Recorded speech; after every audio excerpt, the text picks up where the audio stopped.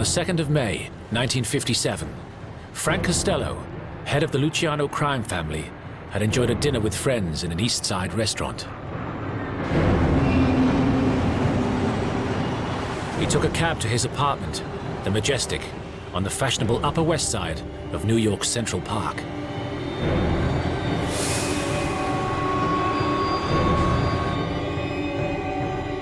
As Costello entered the lobby, a large man stepped out of the shadows, raised his arm, and said, "This is for you, Frank."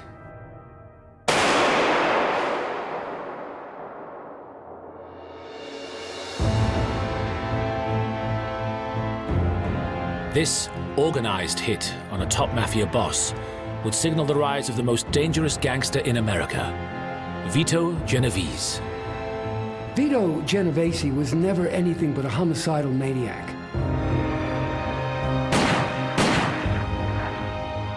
Probably the most despicable gangster ever to run the streets of this city. But Genovese's rise would also be a major turning point in the history of the Mafia. And his actions would bring down the full force of the FBI on the mob. Are you going to have anything to say, Mr. Genovese? Is it true that you're the head of the Mafia in this country? It is not.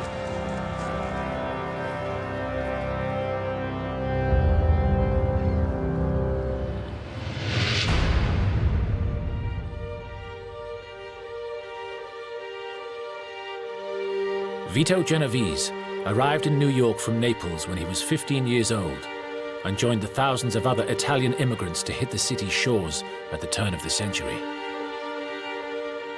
Genovese grew up in the slums of New York.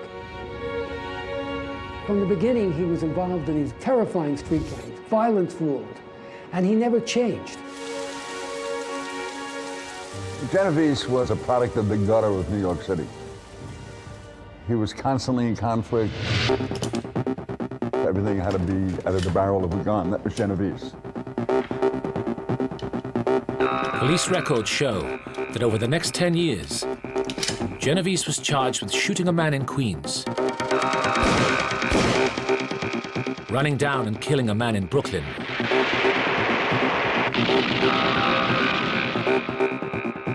having a loaded revolver tucked into his belt on the Lower East Side, and murdering another hoodlum.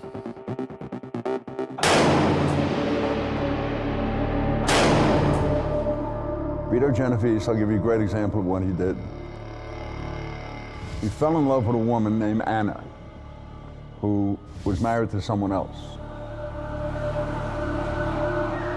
Genovese and his thugs threw her husband off a roof so he could marry her, and he married her. Murder was just a ritual with him. He had no conscience. This appetite for killing did not go unnoticed. By the mid-1920s, Genovese was a hitman for the greatest mafia boss of them all, Charles Lucky Luciano.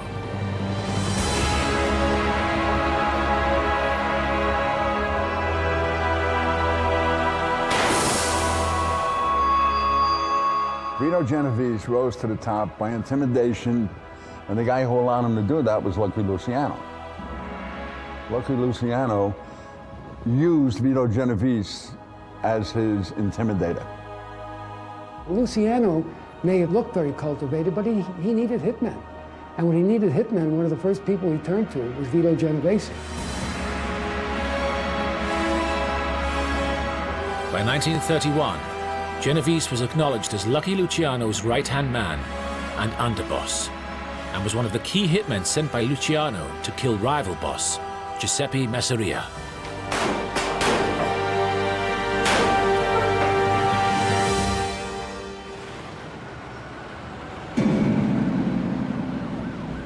Such was his reputation that Genovese was known as Don Vito, the Great Vito.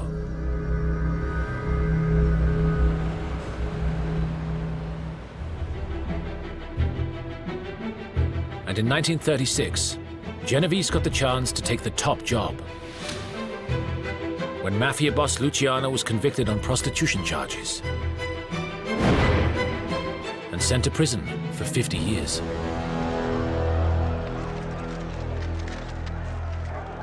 When Lucky was convicted and sentenced to a long prison term, Vito considered himself to be the heir apparent. But things didn't go to plan. Genovese now also found himself being pursued. Vito Genovese had been involved in a murder in the early 1930s and somehow had managed to beat the rap. The victim had been one of Genovese's gangsters who had demanded too big a share of a crooked card game.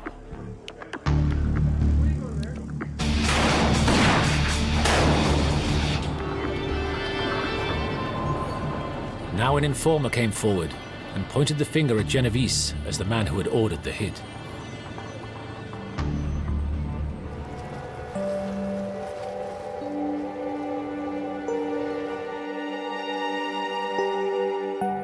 Just as he was about to take control of the Luciano family, Genovese was forced to flee to Italy to escape the murder charge and the electric chair.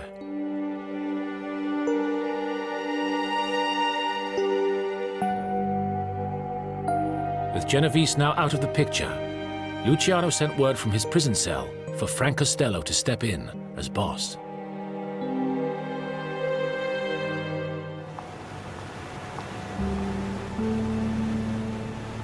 Just like Genovese, Frank Costello was born in Italy. He was 4 years old when he arrived in East Harlem with his parents in 1900. His father ran a grocery shop, and from an early age, Costello despised his humbleness. He loathed the way his father was willing to settle for a life of poverty.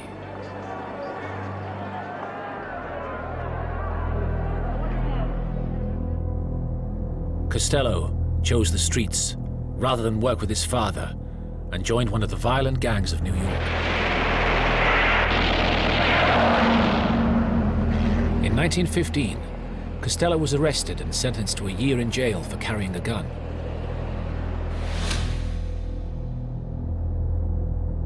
But this event changed him and would make him a very different man to Genovese.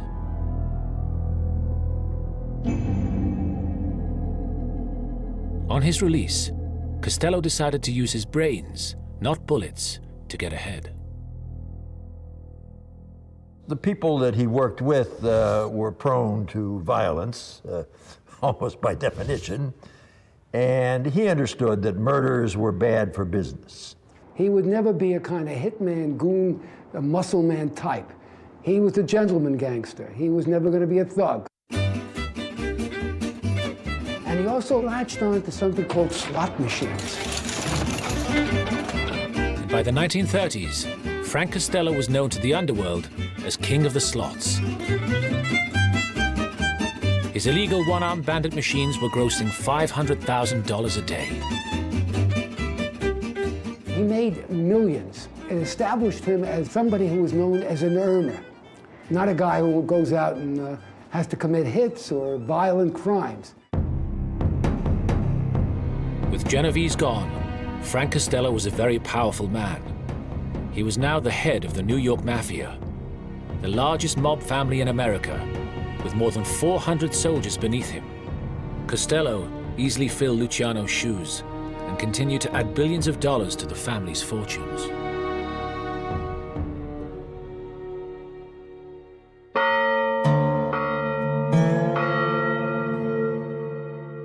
Far away in Italy, Genovese was just trying to make his way.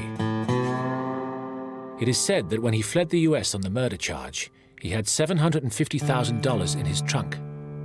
Genovese was going to need it.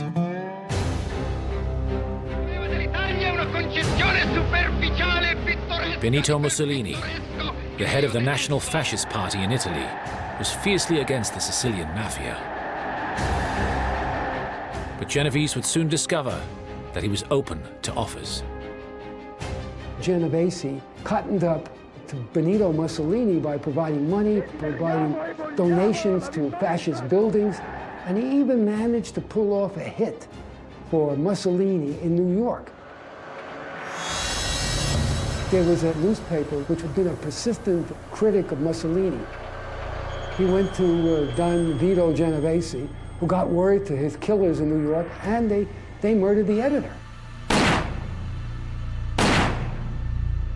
As a reward for Genovese's donations and services, Mussolini gave him an Italian knighthood.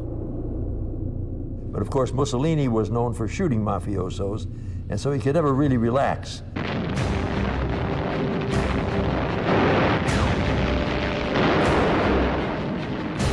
When World War II began, Genovese seized another opportunity. And he was a pretty crafty guy, Genovese. Turned out he worked both for the Axis and for the Allies. When the Americans invaded Sicily in 1943, Mussolini was overthrown. So Genovese quickly switched sides and became an interpreter and advisor to the US military government. They thought he was doing them a favor. What he was really doing, he was running a black marketeering scheme. He was stealing supplies from army bases by corrupting army officers and selling it on the black market in Italy.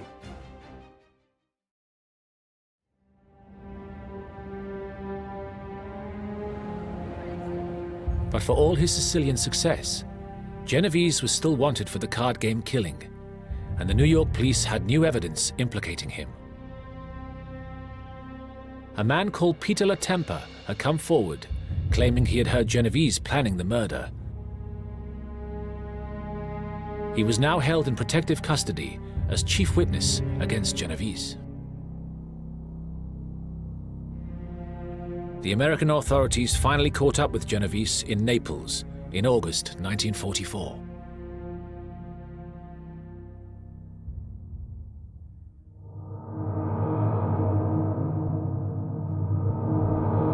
Genovese was brought back to New York to face the murder charge. But he had no intention of taking the rap.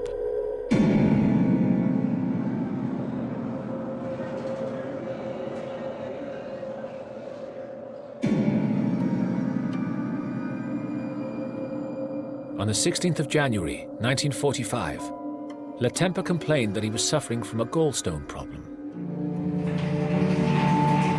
He was given painkillers by his guards.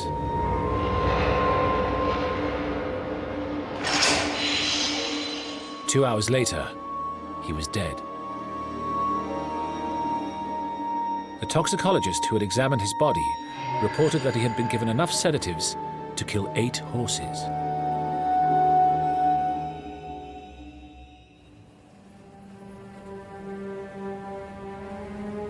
With Latempa out of the way, there was no case against Genovese.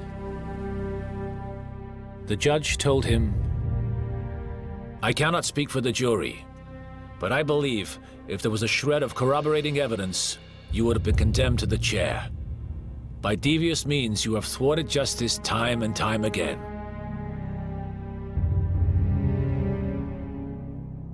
Genovese was acquitted.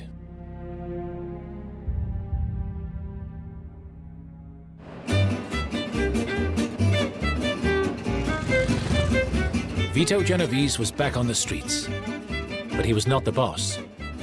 The man in charge was still his old rival, Frank Costello, and he was thriving. Frank Costello fashioned himself as a non-gangster. He fashioned himself as a businessman, sometimes bordering on aristocracy. He mixed with politicians, congressmen, journalists, authors, judges, cops, and city councillors. With his connections, Costello developed a reputation as the boss who could bridge the legitimate world and the mob. The Salvation Army even made him their vice chairman. Genovese could only watch from the sidelines as Costello became a real New York player. Genovese was intimidated by Costello's intelligence. He knew that Costello could get, with words, what he could only get out of a gun. And he was jealous of that. Such was his power that before a judge could be appointed, it had to be cleared by Frank Costello. He didn't just know judges and DAs and politicians, he bought them. Potential mayoral candidates in the Democratic Party went to see him hat in hand, asking for his blessings. He was an absolute corrupter. When the Mafia gets control of your political and judicial system, when they're deciding what bills are passed, they're deciding how justice is meted out, then you're in danger. Frank Costello, even though he dressed well, looked civilized, looked cultivated, was one of the most dangerous mafiosi in American history. Costello became known as the Prime Minister. That title was given to him by the media. They made Frank Costello the American Winston Churchill in the underworld. That doesn't mean he was boss of bosses. There was no such position. But as a prime minister is in most countries, he was the first among equals, and sometimes a little more equal than they were. Genovese seemed to be out of it, but he realized that Costello was making a big mistake. He preferred to deal only with the big guys, but ignored the little guys. Frank Costello neglected the troops. Frank Costello only concerned himself with the capos. And the capos is Italian for captain. Members of crews that had been loyal complained. They had been neglected, that Costello didn't favor them. Genovese saw this resentment as his opportunity to begin undermining Costello's leadership. The soldiers, the button men in the family knew that Vito Genovese was the real deal, whereas Costello was a person who was a little out of touch. Vito Genovese never lost sight of the fact that he was a criminal, and Frank Costello lost sight of that fact. Frank Costello started to believe his own imagery, his own myth. Everybody knew that Genovese wanted Frank's job, but he couldn't take the job. The other bosses wouldn't have allowed that as long as Frank was riding high. Frank had the connections. Genovese did not have the connections. So what he does is he begins to make sure he's strong, that his rackets are beginning to produce money. So he has both money, and he has soldiers, and he has hitmen, in case there's a real showdown. Now, Genovese was waiting and hoping Costello would make a wrong move. He wouldn't have to wait long.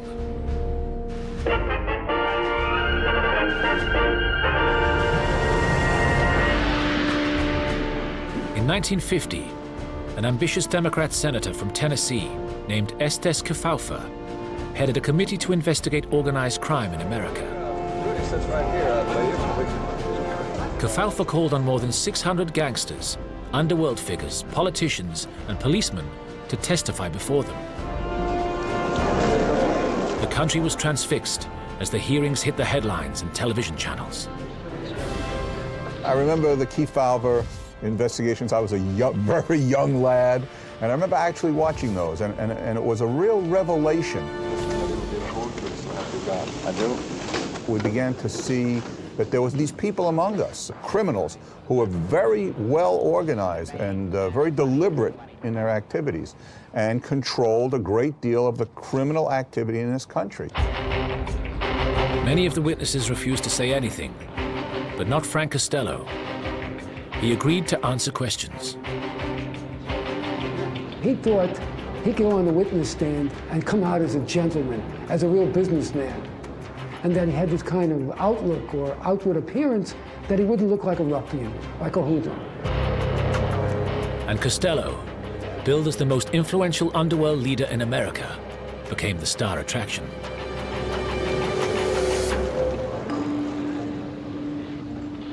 But then, Costello made a miscalculation. He surprised everybody by insisting that his face shouldn't be shown on television, and the committee instructed the broadcasters to respect his request. The television is not on any part of Mr. Costello.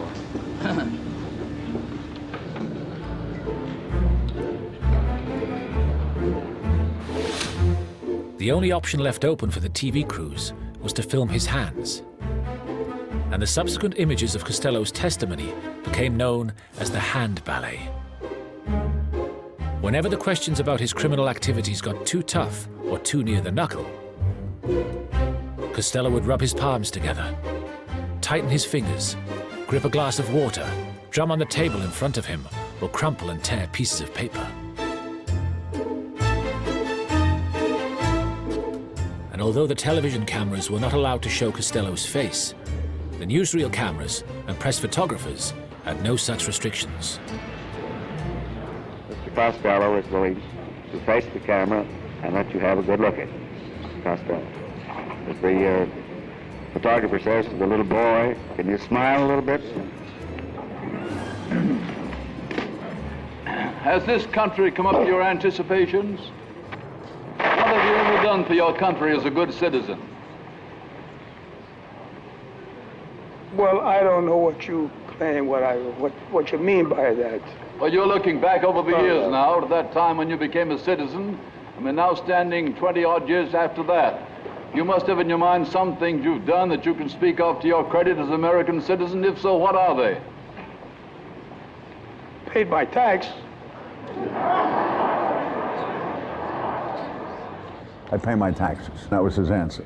Now, in his mind, he thought that was enough. He didn't think that he had to join the Army or the Marine Corps. I pay my taxes. Everybody pays their taxes. They're working for their country. But he was the original superstar made by television.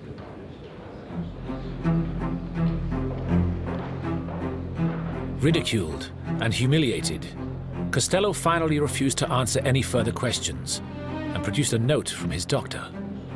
A certificate of a doctor who examined Mr. Costello this morning. All right. I'm in no condition to testify from here in until I'm well enough. You refuse to testify further? Absolutely. When I testify, I want to testify truthfully. And I can't, my mind don't function.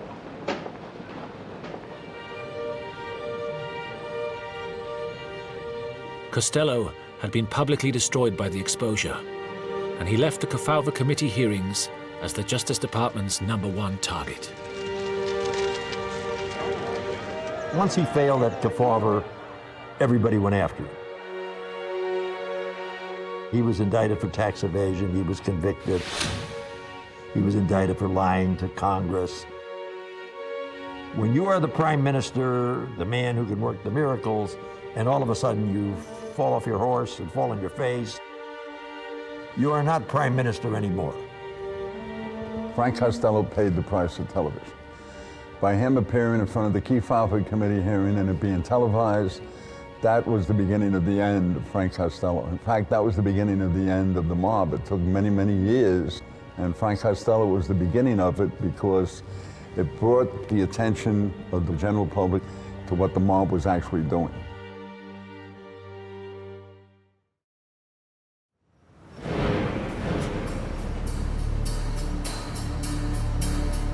But for one mobster, Costello's failure was good news.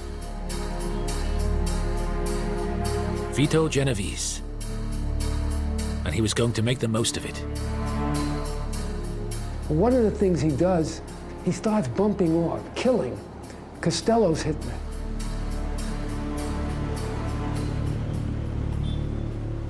The first on his list was one of Costello's top hitmen, Willie Moore Moretti. Moretti had grown up with Costello in East Harlem and was now a feared New Jersey racketeer with his own army of 60 soldiers. He was also one of Costello's strongest supporters. But this planned execution wasn't just business. It was highly personal. Moretti had been promoted to Costello's underboss, his second in command. This meant that Genovese had been bumped down to just the captain of his old crew.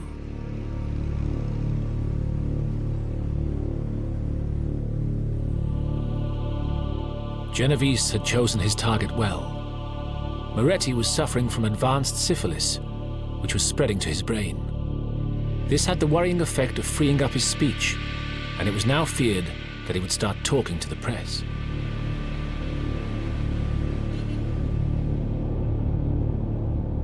Genovese used this to his advantage. Because of Moretti's condition, he approached the Commission, the Mafia's board of directors, and asked for their permission for a mercy killing.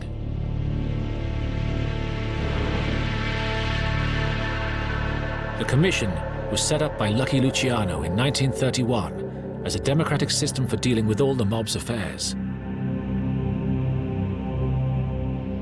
It operated by strict rules. No boss could be hit without the Commission's permission. And they gave it to him.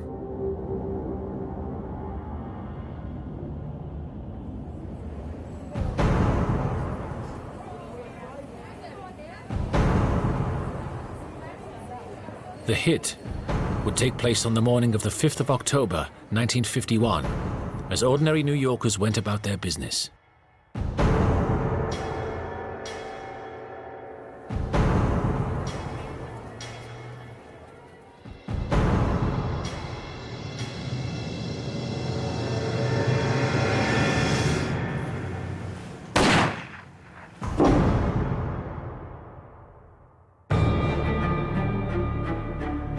Genovese had now made it quite clear to Costello that he was coming after him, and Costello was in no position to fight back.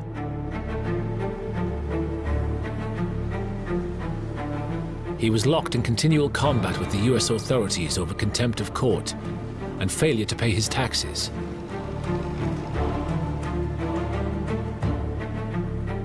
Over the next 6 years, Costello was in and out of jail.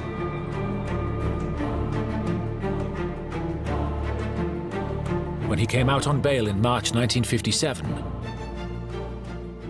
Genovese finally decided to strike. Genovese many times tried to get the okay of the Commission to kill Costello. But the Commission wouldn't give it. So Genovese decided to hit Costello anyway.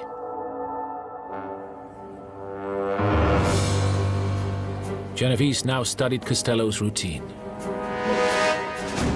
The 66-year-old Costello took cabs or walked to his various meetings around the city like he'd always done, without the aid of bodyguards or bulletproof cars.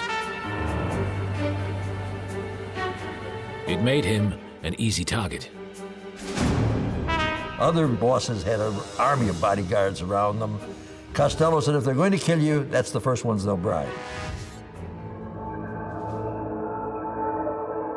Genovese gave the contract to Vincent Gigante, who was a former prize fighter, who became Genovese's chauffeur. He was a real thug, tough guy. I mean, he'd kill you at the drop of a hat. He was the mirror image of a Genovese. Genovese liked him for that. He was just a ruthless killer.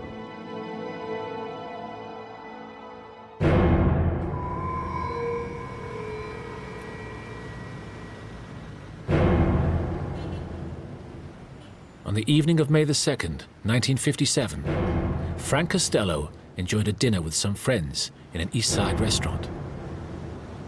After the meal, he took a cab to his apartment. Now, Costello lived in a very upscale apartment that overlooks Central Park. It was known as the Majestic Apartments. Costello was so sure of himself, even though he knew Genovese was around. And he came home one night, walked into his lobby, and he was met by Gigante. Gigante raised his gun and yelled, "This is for you, Frank."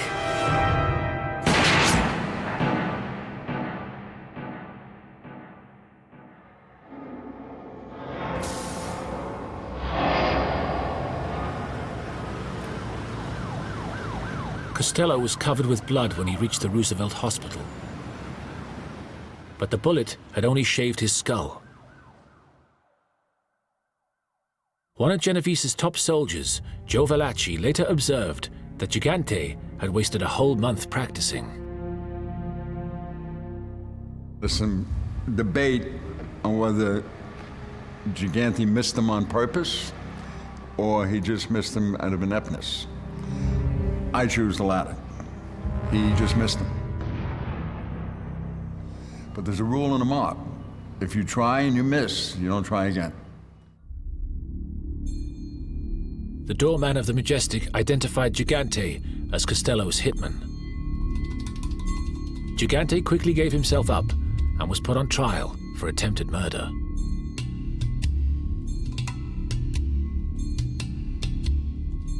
This was a very dangerous time for Genovese. If Costello confirmed it was Gigante, police would come after him.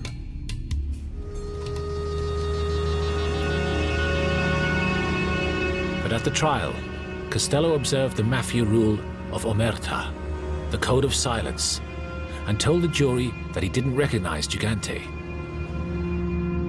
Gigante was acquitted, and as he left the court, he walked over to Costello, held out his hand, and said, "Thanks, Frank."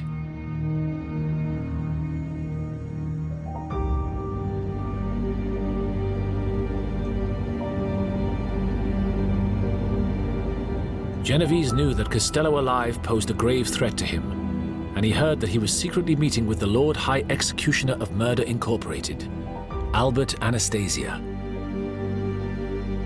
Guns, ice picks, and strangling ropes were his stock in trade. He was a tough, ruthless man, not at all like Costello, who was his good friend. If there had been a move against Costello with Anastasia still alive, there would have been a counterattack by Anastasia.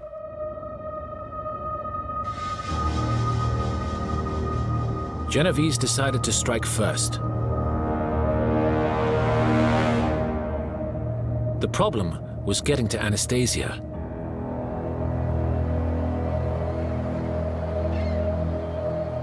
He lived in a New Jersey mansion, guarded by ferocious dogs and barbed wire fences, and always traveled with bodyguards.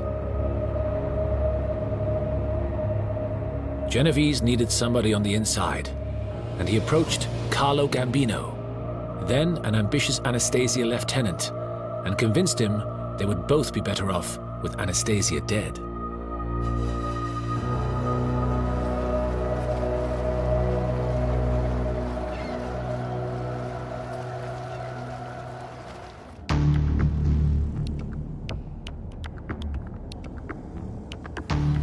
On the morning of October 25th, 1957, at 10:15 a.m., Albert Anastasia walked into a barber shop in Midtown Manhattan.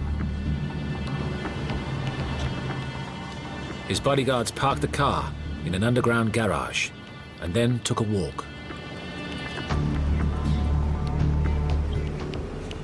Anastasia closed his eyes and relaxed into the barber's chair. Two men in suits with scarves covering their lower faces walked up behind him.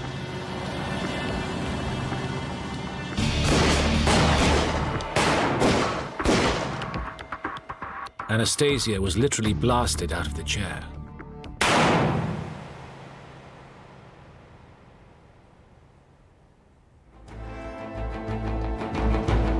Genovese now sprang into action. He immediately announced that he was the head of the family.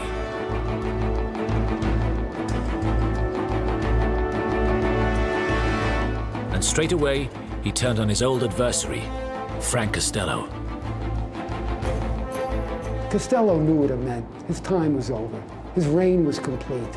That if he didn't surrender or abdicate, he was going to be assassinated. Genovese stripped Costello of all his gambling assets and interests in Las Vegas, Florida, the Caribbean, and New York. He only allowed Costello to live on the one condition that he get out and never be involved with the rackets again.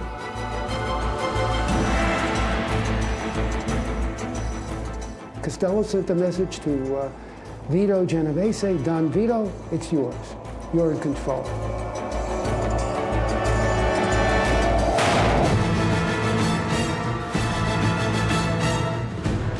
Genovese had done it. He was now the boss of the largest mafia family in New York.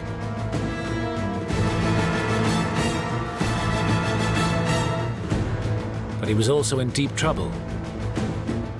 Blinded by ruthless ambition, he he had ordered 2 hits on 2 mafia leaders without the okay from their governing body, the Commission.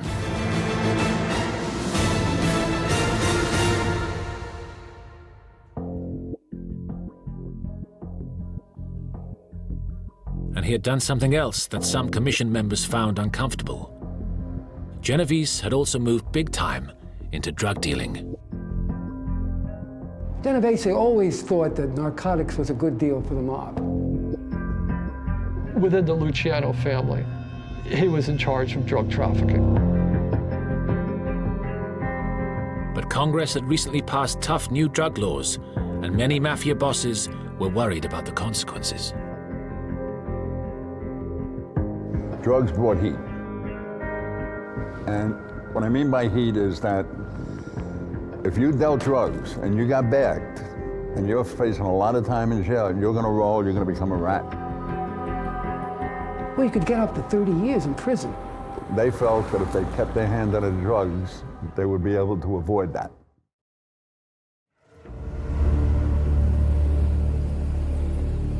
The mafia heads around the country now feared that Genovese was a loose cannon who didn't play by the rules. And his drug trafficking operations could bring the FBI down on them.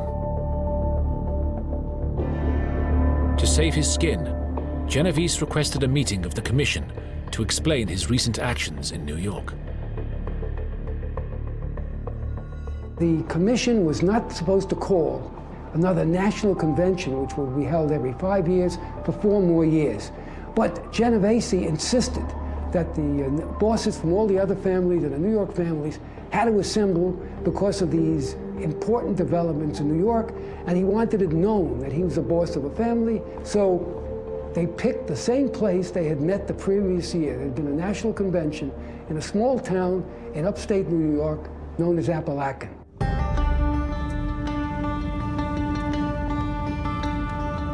It would prove to be the biggest mistake of Genovese's life. On November the 14th, 1957, more than 60 senior mafia bosses with their advisors and bodyguards traveled from Cuba, Italy, and from all over the United States to a hilltop estate in a small sleepy hamlet called Appalachian. 180 miles northwest of New York City and far from the prying eyes and surveillance of the city cops.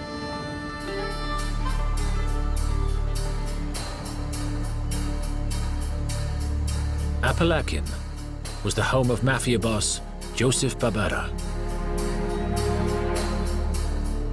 His guests would include all the most powerful members of the mafia, like Joe Bonanno, Carmine Galante, Sam Giancana, and Joe Profaci. And at the head of the table, Don Vito Genovese. Appalachian meeting was a meeting of mobsters from all over the country. Keep in mind that the mob, as we know it today, and as it was formed in 1931, was 100% controlled by the 5 families in New York. All the other cities were ancillary that answered to the New York mobsters. But local detective Sergeant Edgar Croswell of the New York State Police had been watching the events. The local police noticed something strange. All these out-of-towners and dozens of cars were pulling into one farmhouse in a remote area.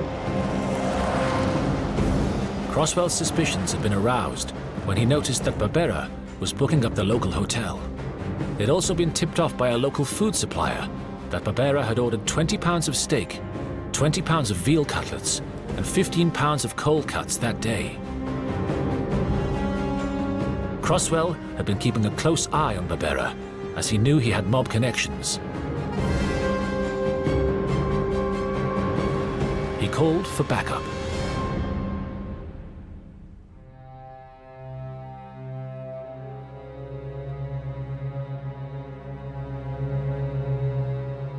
Well, we get the call, send as many people as you can to Appalachian. We have a thing going on. Croswell ordered his troopers to surround the house. We had a lot of people that they thought was the underworld, and we were to pick them up.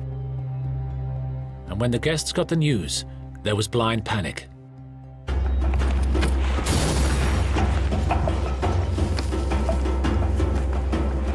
Some rushed to their cars. Others fled through the woods, ripping their silk suits against the brambles as they ran.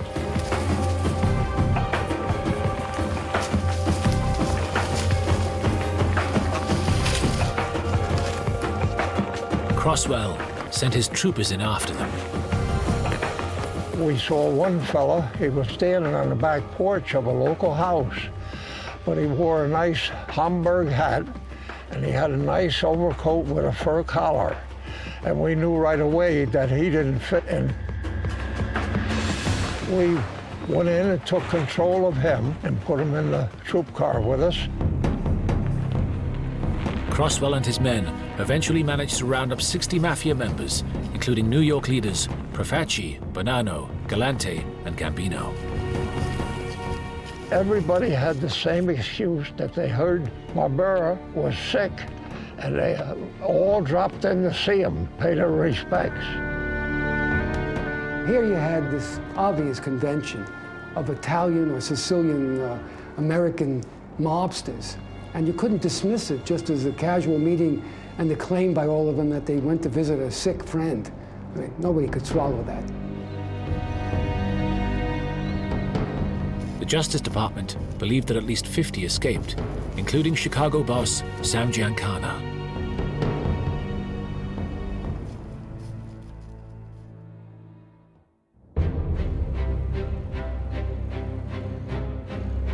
Appalachian was the largest Mafia meeting ever rumbled by American police, and the mob would never hold one of this size again. Far from Genovese's triumphant moment announcing to the commission his ascension to the head of the Luciano crime family, he had exposed them all to the authorities.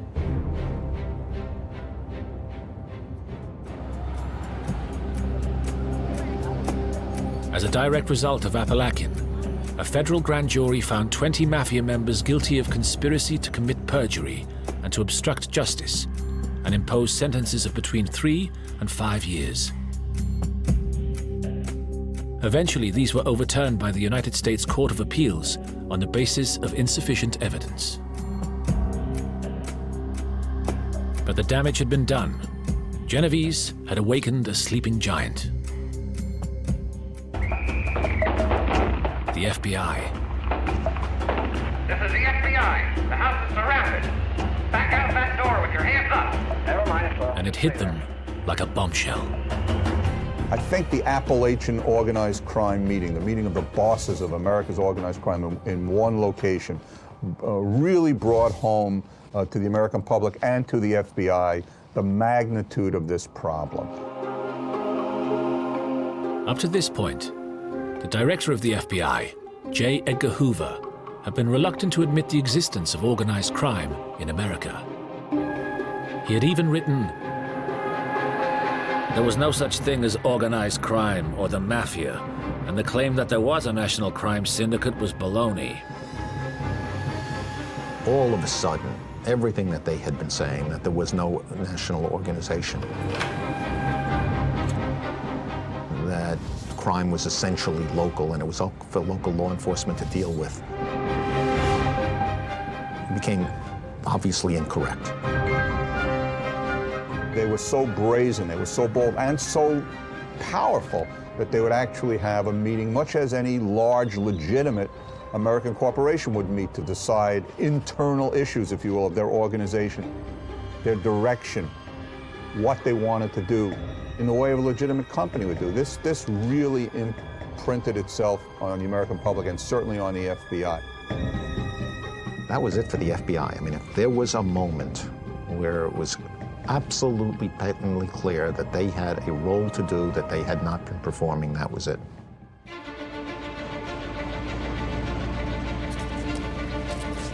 All this changed after Appalachian. The FBI were galvanized into action. Hoover immediately commissioned a special report to confirm whether the Mafia actually existed. It declared, "The truth of the matter is the available evidence makes it impossible to deny logically the existence of a criminal organization known as the Mafia, which for generations has plagued the law-abiding citizens of Sicily, Italy, and the United States."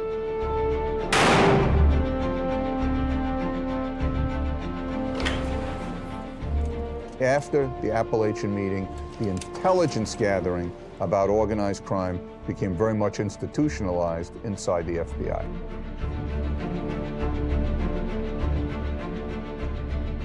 Most of the investigations were intelligence investigations, where we gathered information about who they were and the kinds of activities they were involved with.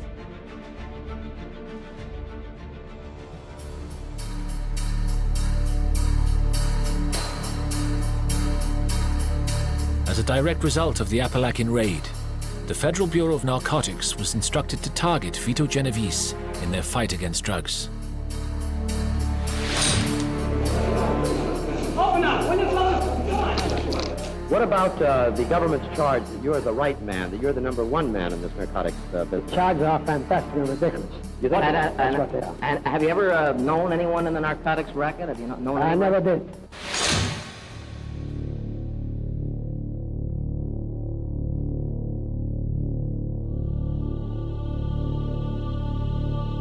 On April the 17th, 1959, the man who had gotten away with murder for so long was finally nailed in a Manhattan federal court.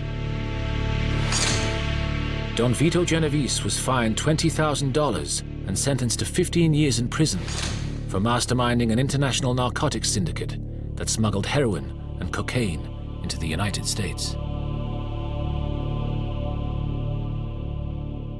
Never underestimate the menace that Vito Genovese left with even with his departure. It was he who was so instrumental, one of the key players in bringing in the scourge of heroin narcotics into America. Without him, it might never have occurred. He opened up these opportunities that the Mafia would use widespread distribution into the inner cities of America, the biggest cities, New York, Chicago. For the first time, you had the mass appeal of a narcotics contagion that enveloped the country. And one person who has to bear some of that responsibility is Don Vito Genovese.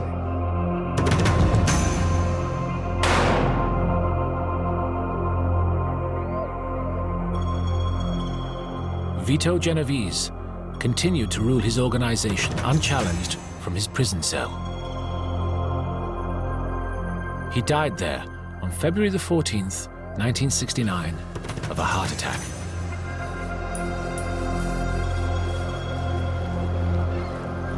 His legacy was that he left behind the most powerful mafia organization in America that bears his name to this day. The Vito Genovese family continues to make millions from its criminal activities. But he left another, more damaging legacy to the mob. Genovese had exposed the Mafia to the FBI. The Appalachian disaster would signal the beginning of their crackdown on organized crime in America.